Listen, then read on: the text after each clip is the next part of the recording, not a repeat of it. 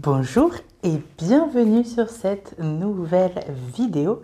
J'espère que tu vas bien. Aujourd'hui, nous allons parler de la nutrition en foliaire. Je vais vous expliquer tout en long, en large et en travers comme j'aime le faire.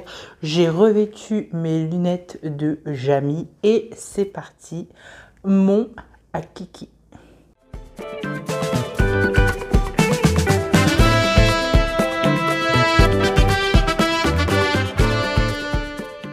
Tout d'abord, vous savez que j'aime mettre les points sur les i et nous allons commencer par une définition de qu'est-ce que la vaporisation foliaire. J'ai mes notes, je ne veux rien oublier, donc si vous me voyez regarder vers le bas, c'est que je consulte ma petite liste et que je check les points qui ont été abordés. Alors, première des choses, qu'est-ce que la vaporisation foliaire? C'est le fait de nourrir les plantes grâce aux engrais par la vaporisation directement sur les feuilles. La vaporisation foliaire convient à une grande majorité des plantes, excepté, je mettrai un petit bémol pour les succulentes et les cactées qui peuvent avoir besoin de foliaire en été lorsqu'il fait bien chaud, mais je ne recommande pas du tout ce type de nutrition en hiver. Et je vais aussi mettre un petit bémol sur les plantes qui sont hydrophobes, qui ont des feuilles hydrophobes, communément appelées les plantes avec un feuillage velvet, un feuillage velours.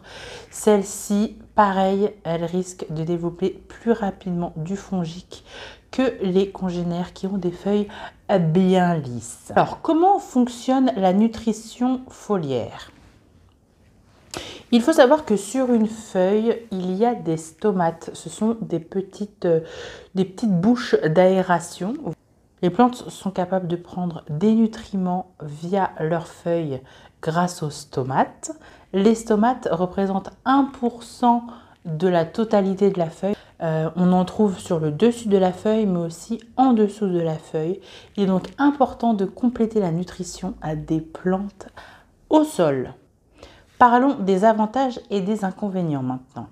Les avantages du foliaire, c'est que cela vient renforcer la plante car elle intègre directement les nutriments dans sa sève complexe ou dans sa sève active, ce qui permet aux plantes de profiter directement des bienfaits qu'on leur donne. Le foliaire peut être aussi une bonne façon de prévenir les nuisibles car en mettant certains produits, on va pouvoir créer une fine couche de protection qui limiteront les nuisibles qui piqueurs de venir prélever de la sève aux plantes.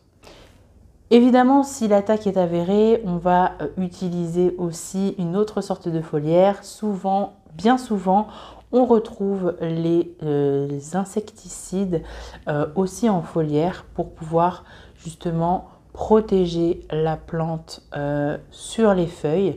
Mais aussi, il y a certains insecticides qu'on appelle des insecticides systémiques qui vont être absorbés par les stomates, intégrer à la sève de la plante et venir tuer les insectes une fois qu'ils auront piqué la plante, car la plante devient un insecticide.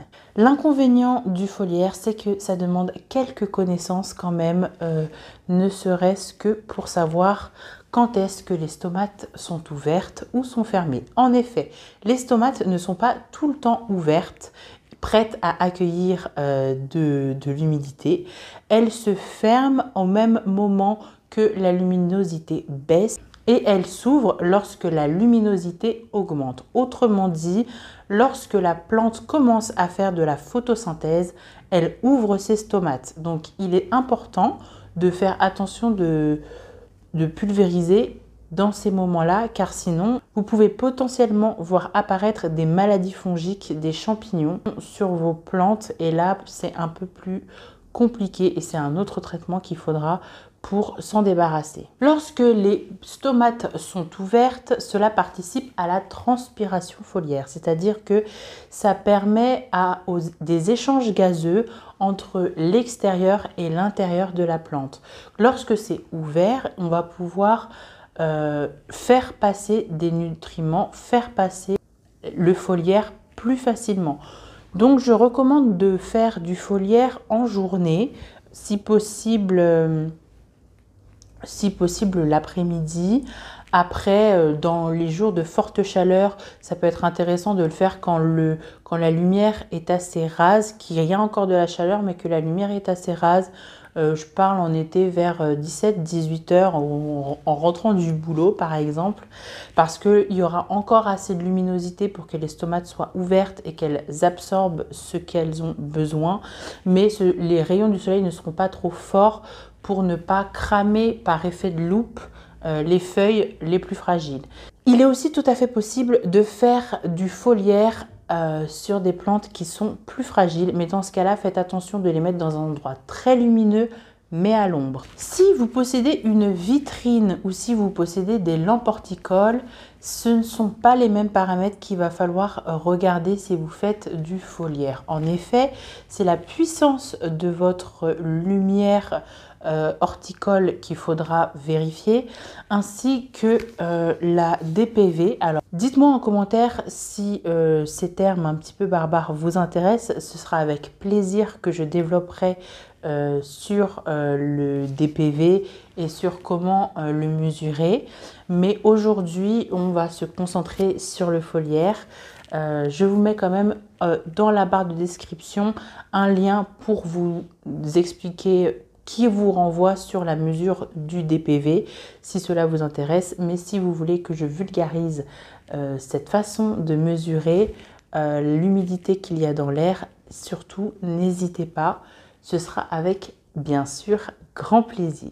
Il est possible d'utiliser plusieurs produits, comme je vous l'ai dit, les différents produits vont avoir différentes actions. Il y a évidemment les produits qu'on va utiliser pour prévenir des nuisibles, je vous en ai parlé. Ici, on peut parler par exemple de l'huile de Nîmes. Alors, il faudra faire très attention parce que ça peut cramer les feuilles, étant donné que c'est une huile. Il faut vraiment savoir l'utiliser et l'utiliser avec parcimonie. Ça a une couverture de protection de 24 heures, donc c'est quelque chose qu'il va falloir faire très régulièrement pour venir prévenir justement les différents nuisibles. C'est pareil, si vous voulez une vidéo complète sur la prévention des nuisibles, surtout n'hésitez pas aussi à me le dire en commentaire, ce sera avec évidemment grand plaisir que je m'exécuterai. Nous pouvons aussi, pour potentialiser les produits que nous mettons sur nos feuilles, faire du foliaire 2M. À quoi ça va servir, me direz-vous, de mettre des micro-organismes sur les feuilles? Tout simplement, ça va nous permettre de faire en sorte que les plantes puissent mieux recevoir les différents engrais ou les différents oligo-éléments que nous allons pouvoir donner aux plantes. Il existe des engrais que nous pouvons faire passer directement sur les plantes. Souvent, c'est précisé sur le packaging. Vérifiez bien, faites attention qu'il y ait bien écrit compatible avec la vaporisation foliaire. Voilà, c'est important que ce soit notifié car il y a certains qui ne sont pas compatibles et qui sont faits uniquement pour être mis au sol. Mais il y a certains engrais qu'on peut mettre directement sur les feuilles. Couplés aux EM, c'est vraiment le top. Évidemment, pour qu'une plante se remette d'une carence ou d'un autre choc, il est possible de faire passer les oligo-éléments directement par les feuilles. Je pense notamment au Kelcat que j'utilise assez souvent, au Phytomar que j'utilise aussi très régulièrement, et le Plagron Vitares qui lui est un supplément de fer pour les plantes qui en ont le plus besoin. Je pense ici au Monstera. Alors attention, celui-ci est assez tâchant, donc c'est plutôt à faire dans la douche. Je vous remets ici justement la vidéo qui concerne les douches et les produits que j'y mets. Le Plagron Vitares en fait partie, étant donné que justement, comme je vous ai dit, il tache un peu. Je préfère faire ça dans ma douche, comme ça, je préserve mes murs. Il y a aussi un autre type de produit qu'on peut mettre à nos plantes via les feuilles. Je parle ici de l'extra roots. L'extra roots, c'est un enracineur. Donc c'est vrai que ça va permettre aux racines d'être plus costauds. Donc ça peut être intéressant de par exemple faire un foliaire d'extra roots pendant juste avant, quelques semaines avant le rempotage, pour être sûr que les racines soient en forme au moment où on va décider de les rempoter. Faire du foliaire comme ça va venir potentialiser et ça va venir augmenter l'efficacité de vos produits. Ça n'empêche qu'il va falloir quand même passer par le sol, mais si vous combinez les deux, vous allez voir une réelle différence. Après, c'est comme tout, je pense qu'il faut, pour le foliaire, encore plus que pour les engrais au sol, être très régulier dans les apports qu'on fait et tenir un planning, parce que si vous décidez de faire du foliaire, il va falloir que vous vous organisez. Je vous mets ici une petite vidéo que j'ai faite concernant l'organisation, mais un planning va être obligatoire étant donné que ça va demander un entretien des feuilles un peu particulier, car si vous venez de mettre de l'insecticide, ça va être compliqué aussi la semaine d'après de mettre autre chose. Donc il va falloir savoir ce que vous mettez, quand est-ce que vous le mettez, pour ne pas venir abîmer vos feuilles. Je vous préconise, si c'est de la prévention, de le faire tous les jours, voire un jour sur deux. Si c'est les engrais, de tenir un rythme d'une fois toutes les 2 semaines. Et si c'est si c'est un insecticide, je vous laisse voir pas sur la bouteille qu'est-ce que le fabricant propose et indique pour éradiquer le nuisible qui vous enquiquine. Personnellement, j'utilise le foliaire au printemps et en été, très rarement en hiver, car le fongique est vite arrivé quand même. Il faut une certaine dose de luminosité pour que les stomates s'ouvrent. En hiver, elles sont moins ouvertes, donc ça veut dire qu'elles absorbent moins et qu'il y a plus de risques de laisser de l'humidité sur les feuilles. À ce jour, le seul et unique vapeau que je vais mettre sur mes plantes, c'est sur les plantes qui sont collées à ma fenêtre. Et c'est le vaporisateur de Ayoko que je vous ai déjà présenté plusieurs fois. Donc je ne vais pas vous le représenter encore aujourd'hui. Mais c'est avec ce vapeau-là que je me permets de faire des vaporisations, on va dire hivernales. Les plantes qui sont derrière moi, même si la fenêtre est juste là, je les trouve trop éloignées pour bénéficier d'une vaporisation. Du moins, je préfère pas tenter le diable et faire des vapos uniquement sur les plantes qui sont collées à la fenêtre. Si tu as des questions ou des remarques qui peuvent intéresser l'ensemble de la communauté concernant le foliaire, surtout n'hésite pas à mettre tes questions en commentaire. J'y répondrai avec plaisir et ça servira peut-être à d'autres, qui sait, pour une bonne compréhension du foliaire. C'est une super façon de s'occuper de ces plantes, malgré le fait qu'il faut quand même avoir 2-3 notions en tête concernant la lumière.